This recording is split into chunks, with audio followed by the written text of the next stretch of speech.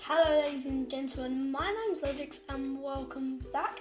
Hope you're having a good day and hopefully this will make your day even better. So today I have a commentary for you guys over a triple chem strike gameplay which is by number one Pred. He's in Carnage, he's recently joined Left Razor and a few days later I believe he joined Carnage. So his channel link will be down in the description. Great player, great commentary, all around a good guy. So definitely go and check him out and I'm sure he'll love the support you guys give him. So today I want to talk about a story that happened around a year ago, probably just coming up for a year, and it is about school. So what I'd say is not really about school, but it kind of links in with school. So in year 7, I'm in year 8 right now, and year 7, so when you're 12, when you're 11 you join year 7, is basically the first year of secondary school or high school. And basically there's another school just around the corner from mine, and it's an all boys school. It's quite rough and there's always little fights in there in like the school, and there's always school fights after school, that kind of crowd. So basically our school, one of the pupils in my year got into a fight with someone from their school, which is in fact in our year. So one thing led to another and they got in a massive argument, and one of the guys said, "Fight me." So as soon as that was said, they're both being quite leery at each other, and this was actually over Xbox Live, which is quite a coincidence. And basically they flipped out and they said, "Fight me," and then 3 days later there was going to be a fight. So this fight was going to be held at one of the local parks kind of in between the schools, and someone from my school found out that the other school were going to bring weapons, not guns or knives that I know of, but kind of like maybe metal poles, things like that, metal poles, golf clubs and things like that. So when we heard about this, obviously kind of my group in school and the people who were involved in this were quite pumped, or they were really full of adrenaline, and they really were just so excited for this. So the day of the fight comes and everyone, it's going to be after school, and everyone brings some weapons. So I know one kid had a plastic bat, but it was quite a hard one. Another kid had a mini golf club, and the other one had a spade. And basically in my school everyone has like a locker, but the school found out about this fight and they were searching everyone's locker. So we had it I didn't have any weapons, but I was kind of involved a little bit. I was going to go and watch it and I wasn't going to fight in there, but one thing led to another, and the school kind of found out we had weapons and was searching everyone's lockers involved. So everyone was walking around with this bag, and it was like shifts, everyone was throwing each other, going to lessons with this bag, and it had all the weapons in it. So at the end of break time, just as the head of our school was searching through people's lockers, someone gave the bag to me and said, "Hide it." And at this time I was always in trouble at school. I was kind of that guy that everyone knew for being in trouble, being on report, and kind of that kid that was always a bit confident and overly too confident. So this basically happened, and then it ended up going in my locker. So once it got into my locker, I was kind of like, well, this is a bit risky. If I get involved, it's probably going to be an exclusion, maybe an internal exclusion and an external exclusion, maybe a few Saturday detentions.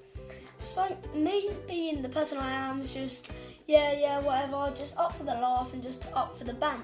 So my head of school walks into my lesson and says, "Max, outside now." So I go, "Oh, what is this going to be about?" So I walk outside, and he gives me some really long 5-minute, 10-minute speech just saying, "Oh, if you know where these are or you have anything to do with this, it's going to result in serious consequences if you do not tell me where or what the weapons are." So I basically said, "Well, yeah, I haven't got them." And then one of my friends, a bit of a neek, and he grassed us all up at the last minute. So they end up searching my locker, finding a bag with all the weapons in, and then I had to write a statement. Everyone had to write a statement involved, and basically all the statements said were like, what has this all got to do with anything? And some guy snitched on me and snitched on a few other kids. So there's me and a few other kids dead in, like, right in the centre of it. But I managed to, like, slide my way out of it, saying none of them weapons belong to me. And luckily, my teachers believed me. So I ended up getting a 2-day exclusion out of school and a 2-day exclusion inside of school in a room which is called isolation. It's pretty self-explanatory. You sit there and just do classwork all day. Nothing fun, just sitting in the dark room doing classwork with anyone else in the fight. But because there were so many of us involved, about 20 people, this room is only quite small, about 3 meters by 3 meters. So we were obviously all jammed in here, and slowly people were complaining so much that we had to be moved. So there was a massive classroom.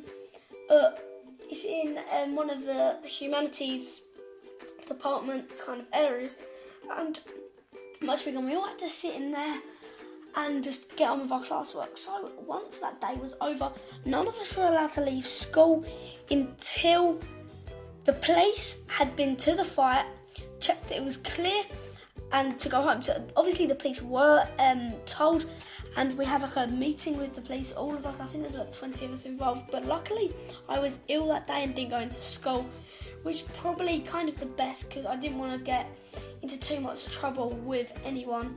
Like, I was just doing it for my mates, and I was just doing it for the giggles. So that pretty much rounds up my story today. I do hope you guys have enjoyed the commentary and the gameplay. The person that did do the gameplay will be in the description down below. And if you liked it or the gameplay or any of it, be sure to sub to both me and the number one Pred. Amazing gameplays and amazing commentaries over on his channel. And also, if you're new, do check out my previous videos, and if you like them, then please subscribe. So ladies and gentlemen, I've been Logix, and thank you for listening. Peace. Yeah, listen.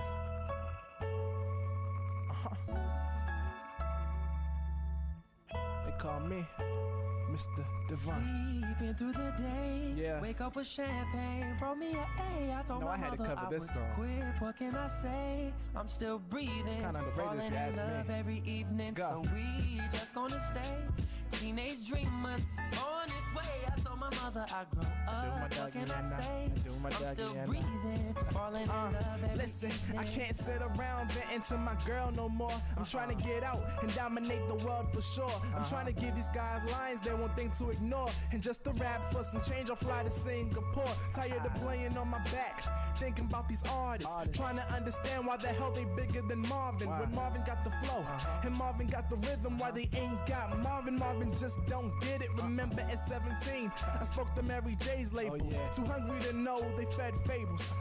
Eddie F said the mixtape was dope. He sent me a hot beat and he told me to flow. When I ain't get the green light, something told me to go. The music ain't seem right, so I put it on hold for like a second. I came back in and broke necks. Gave beats to work, but I never got a check. Damn. Sleeping through the day, wake up with champagne, brought me a Rock with me. I told my mother I Rock would with me. quit. What can I say? I'm still breathing, falling in 2 love a.m., every what up? evening. So we just gonna stay teenage dreamers on this way. I told my mother I grow up. What can I Yeah. say? I'm still breathing, Listen, falling in love every look, evening. and now I'm 20 and I hear people checking for me. And I'ma make 20 mil before I turn 23. And no, I haven't signed a deal, I'm investing in me. And though it's taking kinda long, I know it's destined to be.